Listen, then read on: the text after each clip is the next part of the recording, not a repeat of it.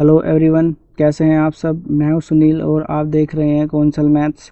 दोस्तों, आज की वीडियो में हम सीडीपी के 15 महत्वपूर्ण प्रश्नों को हल करने वाले हैं। तो चलिए देखते हैं। पहला प्रश्न, निम्नलिखित में से कौन सा आकलन करने का सर्वाधिक उपयुक्त तरीका है। ऑप्शन है हमारे पास, आकलन सत्र की समाप्ति पर करना चाहिए, आकलन शिक्षण अधिगम में अंतर्निहित प्रक्रिया है, आकलन एक शैक्षणिक सत्र में 2 बार करना चाहिए, शुरू में और अंत में, या आकलन शिक्षक के द्वारा नहीं बल्कि बाह्य एजेंसी द्वारा कराना चाहिए। तो दोस्तों, ऑप्शन नंबर 20 में हमारा करेक्ट आंसर हो जाएगा, आकलन शिक्षण अधिगम में अंतर्निहित प्रक्रिया है। अगला प्रश्न है हमारे पास, निम्नलिखित में से कौन सा सृजनात्मक से संबंधित है। ऑप्शन है हमारे पास, अपसारी चिंतन, अभिसारी चिंतन, या सामयिक चिंतन, या फिर अहमवादी चिंतन। दोस्तों, ऑप्शन नंबर ए इसमें हमारा करेक्ट आंसर हो जाएगा, अपसारी चिंतन। अगला प्रश्न है हमारे पास, बच्चों के बारे में निम्नलिखित कथनों में से किस कथन से वाइगोत्स्की सहमत होते। तो ऑप्शन है हमारे पास, बच्चे समवयस्कों और वयस्कों के साथ सामाजिक अंतःक्रियाओं के माध्यम से सीखते हैं, या बच्चे तब सीखते हैं जब उनके लिए आकर्षक पुरस्कार निर्धारित किए जाएं, या बच्चों के चिंतन को तब समझा जा सकता है जब प्रयोगशाला में पशुओं पर प्रयोग किए जाएं, या फिर बच्चे जन्म से शैतान होते हैं, उन्हें दंड देकर नियंत्रित किया जाना चाहिए। तो दोस्तों, ऑप्शन नंबर ए इसमें हमारा करेक्ट आंसर हो जाएगा, क्या ये बच्चे समवयस्कों और वयस्कों के साथ क्या सामाजिक अंतःक्रियाओं के माध्यम से सीखते हैं। तो ऑप्शन नंबर ए इसमें हमारा करेक्ट आंसर है। अगला प्रश्न है हमारे पास, बच्चे जिज्ञासु प्राणी होते हैं, अपने चारों ओर के जगत को खोजने के लिए अपने ही तर्कों और क्षमताओं का उपयोग करते हैं, या चिंतन में वयस्कों की भांति ही होते हैं, और जो वे बड़े होते हैं उनके चिंतन में गुणात्मक वृद्धि होती है, या रीते बर्तन के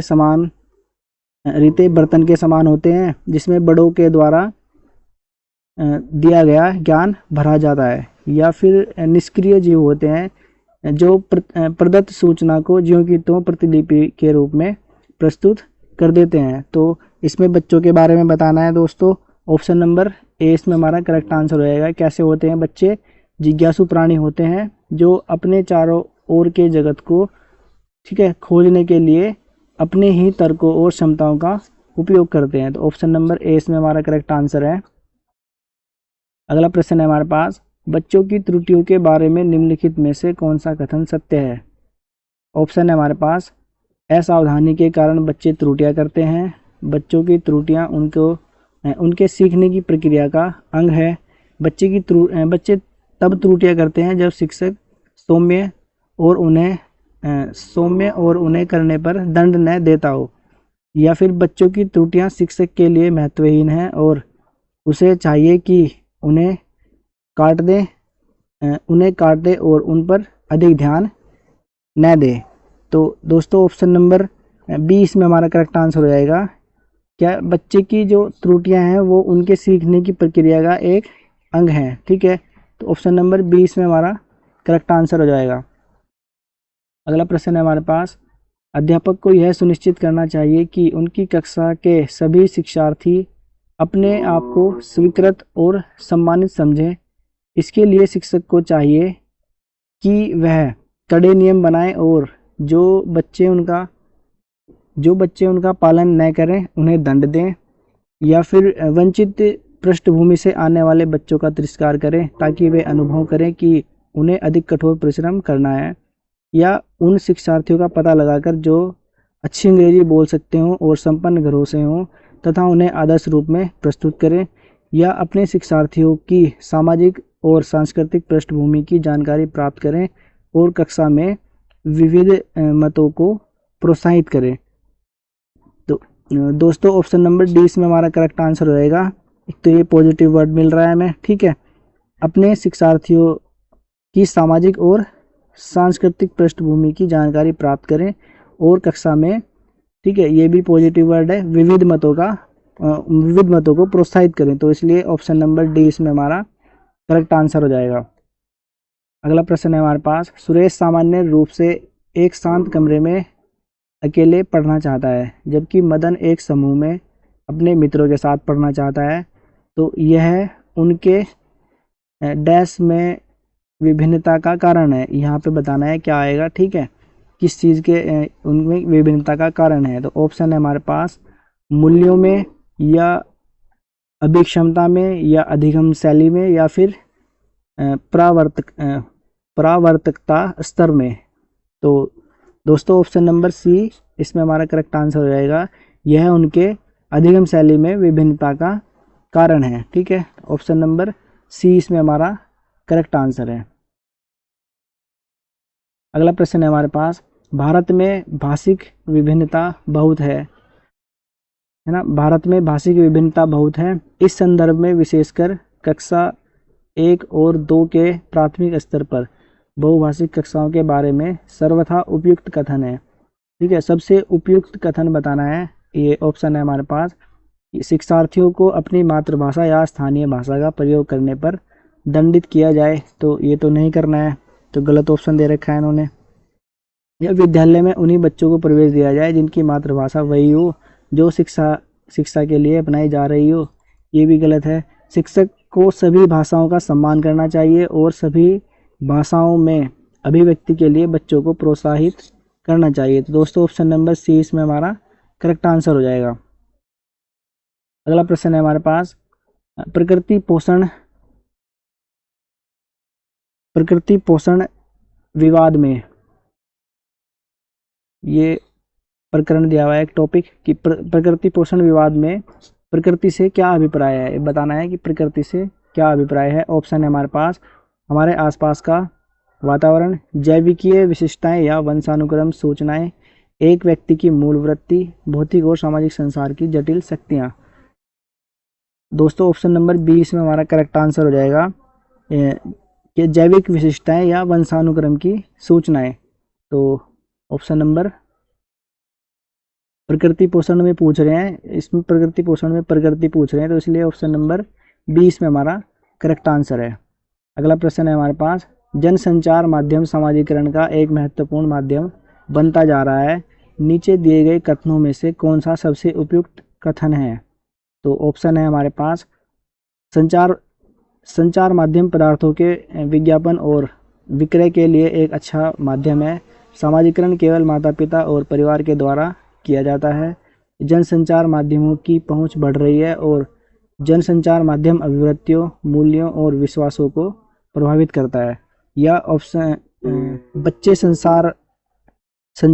ये लिखा हुआ है कि बच्चे संचार माध्यमों के साथ प्रत्यक्ष रूप से अंतःक्रिया नहीं कर सकते। तो सबसे उपयुक्त कथन बताना है इसमें। दोस्तों ऑप्शन नंबर सी इसमें हमारा करेक्ट आंसर हो जाएगा कि जनसंचार माध्यमों की पहुंच बढ़ रही है और जनसंचार माध्यम अभिव्यक्तियों, मूल्यों, विश्वासों को क्या करता है, प्रभावित करता है। तो इसलिए ऑप्शन नंबर सी हमारा इसमें करेक्ट आंसर हो जाएगा। अगला प्रश्न है हमारे पास, बच्चे किस प्रकार से सीखते हैं, नीचे दिए गए कथनों में से कौन सा इस प्रश्न के विषय में सही नहीं है। तो नहीं वाला बताना है, इनमें से 3 पॉजिटिव होंगे और 1 निगेटिव होगा, तो वही बताना है जो इनमें से निगेटिव होगा। तो ऑप्शन है हमारे पास, बच्चे केवल कक्षा में सीखते हैं। देखिए दोस्तों, हमने जो टैग वर्ड करवा रखे हैं आपको, उन टैग वर्ड से हमें पता चल रहा है कि केवल हमारा क्या होता है, एक निगेटिव वर्ड होता है।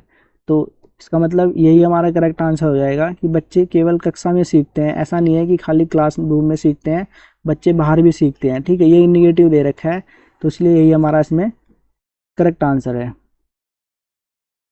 अगला प्रश्न है हमारे पास, प्राथमिक विद्यालय के शिक्षक को अपने शिक्षार्थियों को अभिप्रेरित करने के लिए निम्नलिखित में से किस रणनीति को अपनाना चाहिए।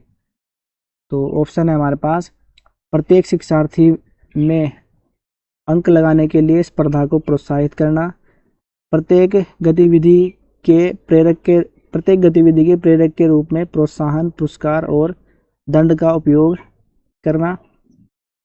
देखिए दोस्तों, इसमें जो ये पहला ऑप्शन दिया है हमारे पास कि प्रत्येक शिक्षार्थी में अंक लगाने के लिए स्पर्धा का प्रोत्साहित हमें पॉजिटिव वर्ड मिल रहा है, लेकिन ये किस चीज़ के लिए कह रहे हैं कि स्पर्धा, तो स्पर्धा वाला ये भी निगेटिव दे रखा है, तो इसलिए ये हमारा गलत ऑप्शन हो जाएगा इसमें।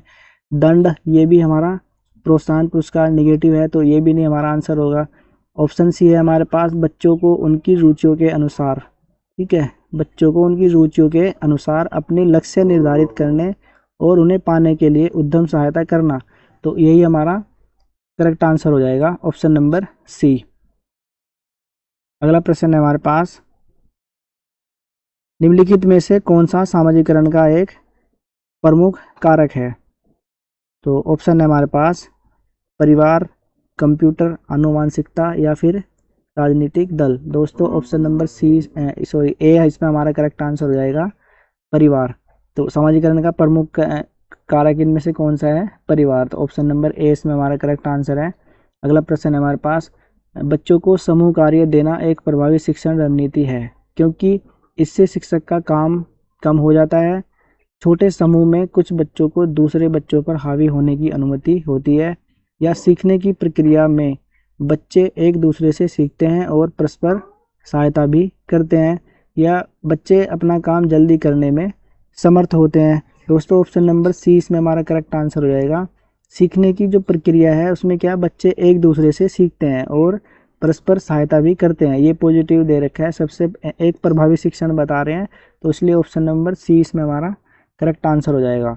अगला प्रश्न है हमारे पास, एक औसत बुद्धि वाला बच्चा यदि भाषा को क्या कर रहे हैं कि यदि भाषा को पढ़ने एवं समझने में कठिनाई, देखो पढ़ने की बात हो रही है, ठीक है, और कठिनाई का प्रदर्शित करता है, तो यह संकेत देता है कि बच्चा डैश का लक्षण प्रदर्शित कर रहा है। तो इनमें से बताना है। पठन अक्षमता, देखो पठन पढ़ने वाला दे रखा है यहाँ पे भी और यहाँ पे भी पठन अक्षमता है, तो डिसलेक्सिया। ऑप्शन नंबर ए इसमें हमारा करेक्ट आंसर हो जाएगा। ये किस चीज़ का लक्षण है? अगर हमें पढ़ने संबंधी है तो वो डिसलेक्सिया होता है, लिखने संबंधी तो डिस्ग्राफिया होता है, और गणित संबंधी डिस्कैलकुलिया, और गति समन्वय संबंधी अक्षमता है तो उसको डिस्प्लेक्सिया कहते हैं, ठीक है। तो इसलिए ऑप्शन नंबर ए इसमें हमारा करेक्ट आंसर है।